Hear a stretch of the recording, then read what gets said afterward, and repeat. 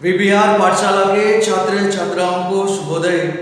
छात्र छात्राएं, आज हम इस कक्षा में हिंदी व्याकरण में संधि व्याकरणांश के बारे में हम पढ़ेंगे। छात्र छात्राएं, संधि का शाब्दिक अर्थ क्या है? संधि का शाब्दिक अर्थ क्या है? शाब्दिक क्या है? शाब्दिक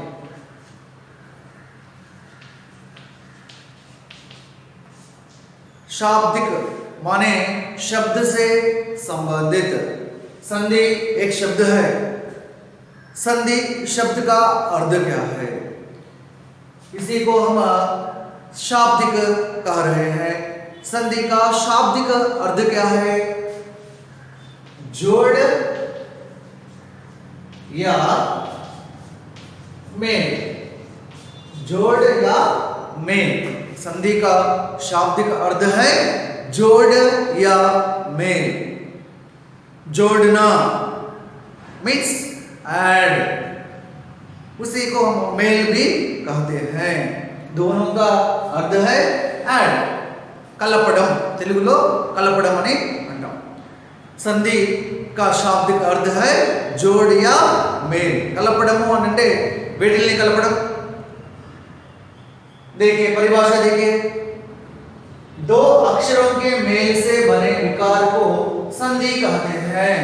बहुत आसान है परिभाषा, बहुत आसान है।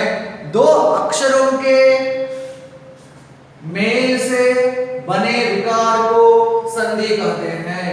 दो अक्षर, टू लेटर्स, రెండు అక్షరాలను मेल से बने विकार। मेल, मेल माने కలపడం, ऐड। మరి दो अक्षरों के मेल से రెండు అక్షరాలను కలిపినప్పుడు बने विकार। बने विकार, विकार माने चेंज। क्या है? विकार माने चेंज, बदलाव भी कहते हैं, हिंदी में बदलाव कहते हैं, चेंज, मार्ग को संधि कहते हैं। మరి రెండు అక్షరాలను కలిపినప్పుడు ఏర్పడేటువంటి వచ్చేటువంటి మార్పును మనము సంధి అని అంటాము। छात्र छात्राएं, संधि किसे कहते हैं? दो अक्षरों के मेल से बने विकार को संधि कहते हैं।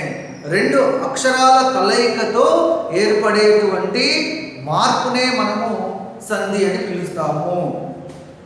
उदाहरण के रूप में देखिए, यहाँ रमा है और यहाँ ईश है। रमा में आ का उच्चारण है, रमा शब्द में जो अंतिम उच्चारण है आ, और ईश में जो उच्चारण है ई। रमा प्लस ईश। यहाँ देखिए आ प्लस ई, दो अक्षरों के मेल से। मेल माने क्या है? जोड़, जोड़ माने ऐड। రెండు అక్షరాలను ఇక్కడ ప్లస్ తో కలుపుతున్నాం। మరి दो अक्षरों के मेल से రెండు అక్షరాలను కలిపినప్పుడు बने विकार। विकार, विकार माने ऐसे चेंज, మార్పు। మరి ఆ ప్లస్ ఈ రెండింటిని కలిపినప్పుడు మార్పు ఏ విధంగా వచ్చింది? అక్షరము ఏ। दो अक्षरों के मेल से बने विकार को, మరి రెండు అక్షరాలను కలిపినప్పుడు ఏర్పడేటువంటి ఈ మార్పును ఏమంటాము? సంధి कहते हैं, संधि అని పిలుస్తాము। छात्र छात्राएं, आपको मालूम होना है कि संधि का शाब्दिक अर्थ क्या है, संधि की परिभाषा क्या है। संधि का शाब्दिक अर्थ है जोड़ या मेल। संधि की परिभाषा है दो अक्षरों के मेल से बने विकार को संधि कहते हैं। ठीक है, उसी प्रकार उदाहरण देखिए, यहाँ वन प्लस उत्सव, वन प्लस उत्सव। यहाँ देखिए आ प्लस उ, जो दो अक्षर है, दो अक्षर के मिलन से देखिए विकार क्या है? वनोत्सव। वन प्लस उत्सव, वनोत्सव। यहां देखिए आ एक अक्षर है, उ एक अक्षर है, दो अक्षरों के मेल से जो विकार क्या है? विकार क्या है? वो जो चेंज है वो बन गया है। इस प्रकार दो अक्षरों के मेल से बने विकार को हम संधि कहते हैं। छात्र छात्राएं संधि के भेद, संधि के 3 भेद हैं। भेद माने नथिंग बट प्रकार। क्या है? प्रकार।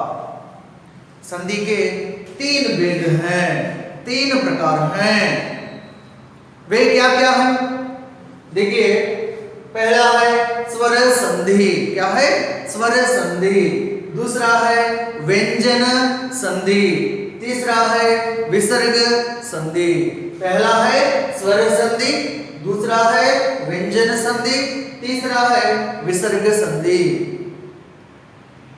छात्र छात्राएं यहां स्वर, व्यंजन, जो विसर्ग आप पहले सुन चुके हैं, आपको मालूम है। స్వర్ అనేటువంటి పదం ఎక్కడ విన్నారు? వ్యంజన్ అనేటువంటి పదం ఎక్కడ విన్నారు? విసర్గ అనేటువంటి పదం ఎక్కడ విన్నారు? संधि तो आपको मालूम है, संधि की परिभाषा आपको मालूम है। स्वर अने पदमु, व्यंजन अने पदमु, विसर्ग अने पदमु एक्कड़ विनारू? आप वर्णमाला में पढ़ चुके हैं, आपको मालूम है वर्णमाला में स्वर अक्षर हैं, उसी प्रकार व्यंजन अक्षर है और विसर्ग जो चिन्ह है, ये सब वर्णमाला में आप पढ़ चुके हैं। देखिए, स्वर वर्णमाला में स्वर किसे कहते हैं? వర్ణమాలలో స్వర అక్షరాలు ఉంటాయి కదా, స్వర అక్షరాలని వేటిల్ని అంటారు? कौन बता सकते हैं? స్వర అక్షర్ किसे कहते हैं? తెలుగులో ఏమంటారు? స్వర అక్షరాలను అచ్చులు అని అంటారు। अंग्रेजी में वोवेल्स कहते हैं, vowels, A E I O you. यहाँ स्वर अक्षर किसे कहते हैं? वर्णमाला में, हिंदी में स्वतंत्र रूप से उच्चारित होने वाले अक्षरों को स्वर अक्षर कहते हैं। स्वतंत्र रूप से उच्चारित होने वाले अक्षरों को स्वर अक्षर कहते हैं। स्वतंत्रंगा వాటికవే పలికేటువంటి అక్షరాలను స్వరాక్షరాలు అని పిలుస్తాము। మరి వాటికవే స్వతంత్రంగా పలకడము అంటే ఆ ఆ ఈ ఈ ఇలా పలికేటప్పుడు అవి వేరే అక్షరం యొక్క సహాయం తీసుకోకుండా స్వతంత్రంగా పలికేటువంటి అక్షరాలు, అందుకనే ఆ అక్షరాలను మనము స్వరాక్షరాలని పిలుస్తాము। छात्र छात्राएं, स्वराक्षर किसे कहते हैं? स्वतंत्र रूप से उच्चारित होने वाले अक्षरों को स्वराक्षर कहते हैं। మనకు స్వరాక్షరాలు ఉన్నాయి, आ आ ई ई उ ऊ ऋ ए ऐ ओ औ अम आ। क्या क्या है? आ आ ई ई उ ऊ ऋ ए ऐ ओ औ अम आ। पूरे कितने हैं? 13, पूरे 13। यहाँ మరి ఈ 13 అక్షరాలలో మనము చదువుకుంటూ ఉంటాము ప్రైమరీ క్లాసెస్లో। స్వరాక్షరాలను ఆ నుండి అహా వరకు రాస్తూ ఉంటాం, ఇజ్ इट? आ నుండి అహా వరకు రాస్తూ ఉంటాం। మరి स्वतंत्र रूप से उच्चारित होने वाले अक्षरों को स्वराक्षर कहते हैं। यहाँ देखिए, जो अम అహ ఏవైతే అక్షరాలు ఉన్నాయో వాటిల్ని స్వర అక్షరాలలోకి పరిగణనలోకి తీసుకోవడం అనేటువంటిది చేయాలి అంటే ఆ అక్షరాలు వేరే అక్షరం సహాయం లేకుండా పలికే విధంగా ఉండాలి। देखिए छात्र छात्राएं, अम जो है इसको उच्चारित करते समय अम అనేటువంటిది उच्चरिंचेटప్పుడు क्या माँ अक्षर की सहायता होनी चाहिए? మరి మా అనేటువంటి అక్షరం సహాయం కావాలి। then only we pronounce that और उसके बाद देखिए आहा, यहाँ हा अक्षर की सहायता होनी चाहिए। मरे आ अक्षरम पलकाली अंटे इस अक्षर को उच्चारित करने के लिए क्या होना चाहिए? हा, आहा, हा अक्षर होना चाहिए। छात्र छात्राएं इसलिए अम आहा అనేటువంటివి స్వరాక్షరాలలోకి తీసుకోకుండా ఆ టు ఔ, ఆ ఈ ఊ రి ఏ ఐ ఓ ఔ పూరే 11 మొత్తం 11 అక్షరాలను మనం స్వరాక్షరాలుగా తీసుకోవచ్చు. ఎందుకంటే స్వతంత్రంగా వాటికవే పలికేటువంటి అక్షరాలుగా మనం తీసుకోవచ్చు. రైట్. మరి ఇక్కడ ఆ స్వరాక్షరాలు ఏవైతే ఉన్నాయో ఆ స్వరాక్షరాలతో ఏర్పడేటువంటి సంధిని మనం ఏమంటున్నాము అంటే స్వర సంధి అని అంటాం. అంటే స్వరసంధి అని దేన్ని అంటాము? ఆ పేరు ఎందుకని ఆ సంధికి స్వరసంధి అని పేరు ఎందుకని పెట్టడం జరిగింది? కేవలం స్వరాక్షరాలు మాత్రమే కలుస్తూ ఉంటాయి.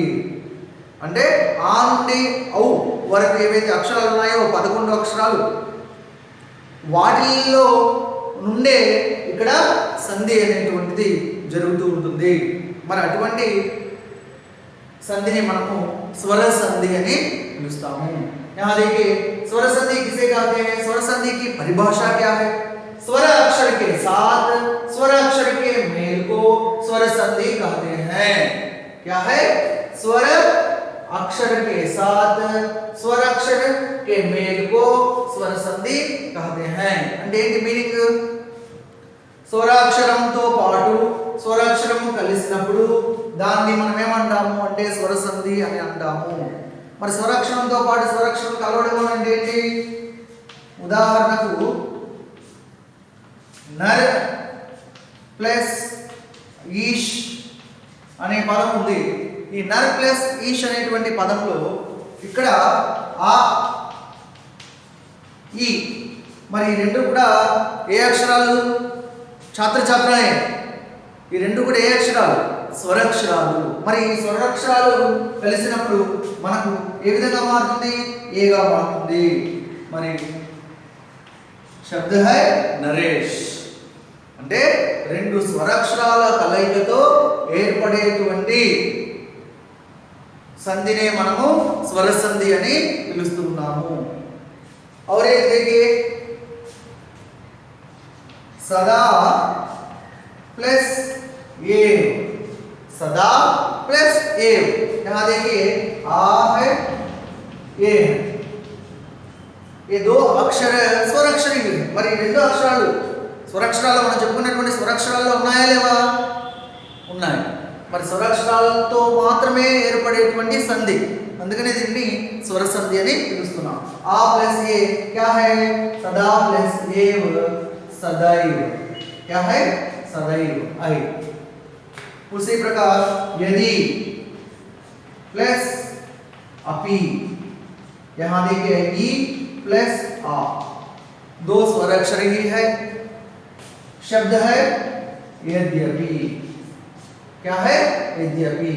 या बन गया ई आ दो स्वराक्षर है. दो स्वराक्षरों के मेल से बने संधि है. क्या है? स्वर संधि.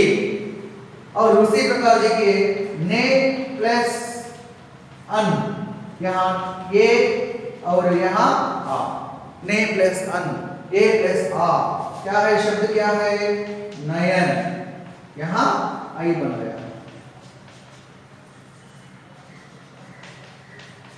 इस प्रकार छात्र छात्राएं ध्यान से सुनिए. स्वर संधि किसे कहते हैं? दो स्वराक्षरों के मेल से, स्वराक्षर के साथ स्वराक्षर मिलने से स्वर संधि हम कह सकते हैं. Okay right. व्यंजन संधि किसे कहते हैं? व्यंजन संधि व्यंजन अक्षरों के साथ व्यंजन स्वराक्षर या व्यंजन अक्षर के मेल को व्यंजन संधि कहते हैं. व्यंजन अक्षर के साथ स्वराक्षर या व्यंजन अक्षर के मेल को व्यंजन संधि कहते हैं. మరి స్వర సంధిలో స్వరాక్షరంతో పాటు స్వరాక్షరం కలిసినప్పుడు మాత్రమే ఏర్పడేటువంటి సంధి స్వర సంధి. వ్యంజన సంధి దేనంటున్నాము? వ్యంజన అక్షరంతో పాటు సునియే ఛాత్ర ఛాత్రాయే వ్యంజన అక్షరంతో పాటు స్వరాక్షరం ఉండొచ్చు, వ్యంజన అక్షరం ఉండొచ్చు, ఏదైనా ఉండొచ్చు. యహా స్వరాక్షర అయినా సరే, వ్యంజన అక్షరం అయినా సరే, ఏ అక్షరంతో? వ్యంజన అక్షరంతో స్వరాక్షరం వచ్చినా వ్యంజన అక్షరం వచ్చినా ఆ కాంబినేషన్ కనుక ఉంటే దట్ వి కాల్ व्यंजन संधि. व्यंजन अक्षर के साथ स्वराक्षर या व्यंजन अक्षर के मेल को हम व्यंजन संधि कहते हैं. उदाहरण ఏంటి? उदाहरण क्या है? दिक प्लस गज. दिक प्लस गज आपको मालूम है का से हा तक, का से हा तक व्यंजन अक्षर है. మరి यहाँ देखिए क మామూలుగా మనం ఖ ఖ గ గ అని పిలుస్తూ ఉంటాము. यहाँ देखिए क క అనేటువంటిది ఇక్కడ వ్యంజన అక్షరం ప్లస్ ఆ కా మనం స్పష్టంగా కా అని పిలుస్తూ ఉన్నాం. కానీ కా అనేటువంటిది ఎప్పుడు ఏర్పడుతుంది అంటే व्यंजन अक्षर जो है जो क इसके साथ आ स्वराक्षर मिलने से जो बने अक्षर है व्यंजन अक्षर. स्वर की सहायता से उच्चारित होने वाले अक्षर को व्यंजन अक्षर कहते हैं. व्यंजन अक्षर అంటే దేన్నంటారు? స్వరాక్షరం సహాయం తీసుకొని పలికేటువంటి అక్షరాలు, వాటిని మనం వ్యంజన అక్షరాలు అంటాం. ఇక్కడ ప్యూర్ గా మనం రాసేటప్పుడు యహా क प्लस गज का ఇక్కడ हलंत అని అంటాం. సింబల్ వి కాల్ क्या है हलंत. ఇలా हलंत ఇచ్చినప్పుడు ఆ అక్షరాన్ని మనము आधा जो उच्चारण में क कहते हैं. क ग च प ट इस प्रकार कहते हैं. आ मिलने से का ख ग घ इस प्रकार हम उच्चारित करते हैं. ठीक है. यहाँ देखिए व्यंजन अक्षर के साथ మరి దిక్ అనే దాంట్లో క అనేటువంటి వ్యంజన అక్షరంతో పాటు ఇక్కడే ఉంది గా అగైన व्यंजन अक्षर. व्यंजन अक्षर के साथ व्यंजन अक्षर मिलने से दिग्गज, दिक प्लस गज दिग्गज जो शब्द बन गया है इसे हम व्यंजन संधि कहते हैं. మరి ఇక్కడ వ్యంజన అక్షరంతో పాటు వ్యంజన అక్షరం కలిసినప్పుడు ఏర్పడేటువంటి సంధి వ్యంజన సంధి. మరి వ్యంజన అక్షరంతో పాటు స్వరాక్షరం కలిసినప్పటికీ కూడా వ్యంజన సంధి అవుతుంది. ఎలా? ఉదాహరణ देखिए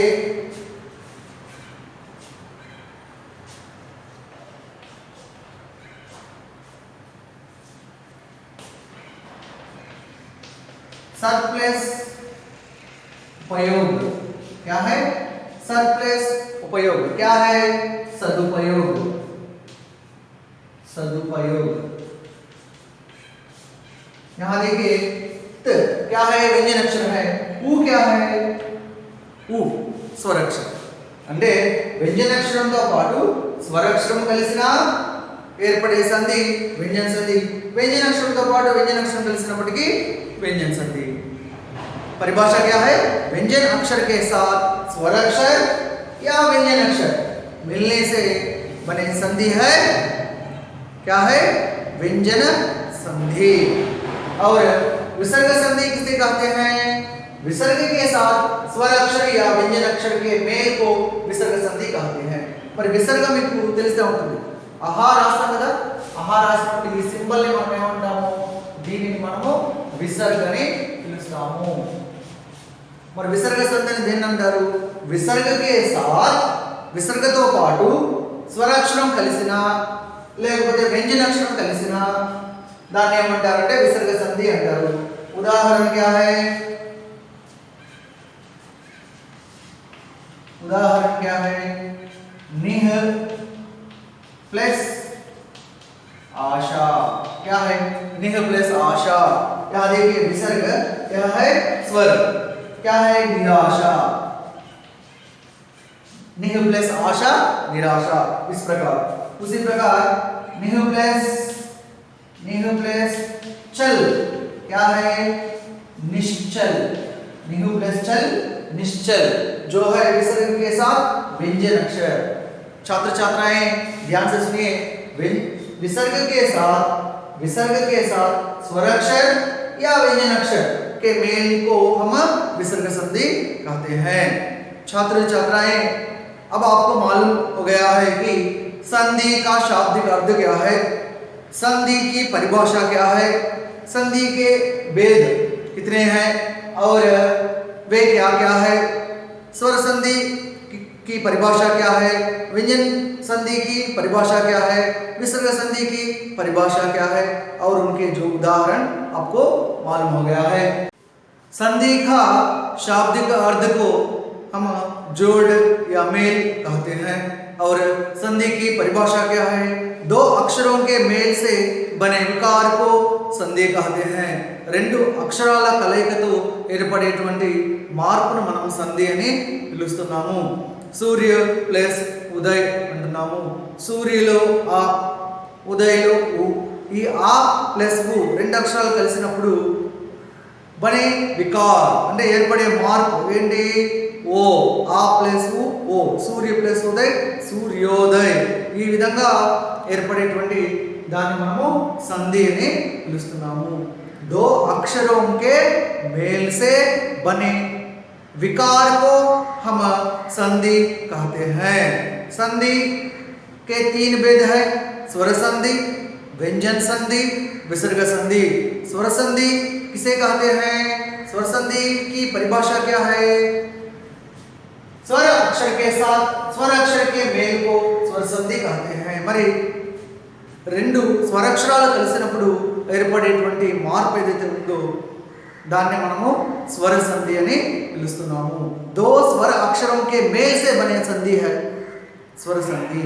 उदाहरण के लिए ग्रंथ प्लस आलय ग्रंथालय, विद्या प्लस अर्धि विद्यार्थी, पर प्लस उपकार परोपकार, सूर्य प्लस उदय सूर्योदय, महा प्लस उत्सव महोत्सव, మహా ప్లస్ ఉదయ్ మహోదయ్।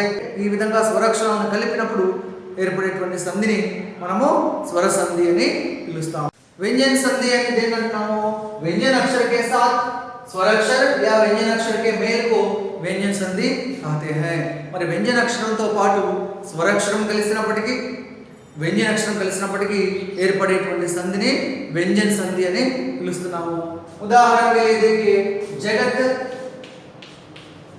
जगत प्लस ईश, यहाँ देखिए व्यंजन अक्षर है त और जो ई है स्वर अक्षर है, मिलने से जगदीश। इस प्रकार व्यंजन अक्षर के साथ स्वर अक्षर मिलने से वह भी व्यंजन संधि है। और जगत प्लस नाद, व्यंजन अक्षर के साथ व्यंजन अक्षर है जगन्नाथ, जगत प्लस नाथ जगन्नाथ। इस प्रकार व्यंजन अक्षर के साथ व्यंजन अक्षर मिलने पर भी वह भी व्यंजन संधि है। दिक प्लस गज दिग्गज, वाक प्लस ईश वागीश। इस प्रकार जो व्यंजन अक्षर के साथ स्वर अक्षर हो या व्यंजन अक्षर हो मिलने से वह व्यंजन संधि है। और विसर्ग संधि किसे कहते हैं, विसर्ग के साथ स्वर अक्षर या व्यंजन अक्षर के मेल को विसर्ग संधि कहते हैं। విసర్గతో పాటు స్వరాక్షరం కలిసినప్పటికీ వ్యంజన అక్షరం కలిసినప్పటికీ దాన్ని మనము విసర్గ సంధి అని పిలుస్తున్నాము। అంతః ప్లస్ రాష్ట్రీయ अंतरराष्ट्रीय, निह प्लस आशा निराशा। इस प्रकार निह प्लस चल निश्चल। सो इस प्रकार विसर्ग के साथ स्वराक्षर हो या व्यंजन अक्षर मिलने पर वह है विसर्ग संधि। छात्र छात्राएं अपनी पुस्तक खोलकर संधि का शाब्दिक अर्थ, संधि की परिभाषा और जो संधि के भेद और उनके उदाहरण अपनी पुस्तक में लिख लीजिए।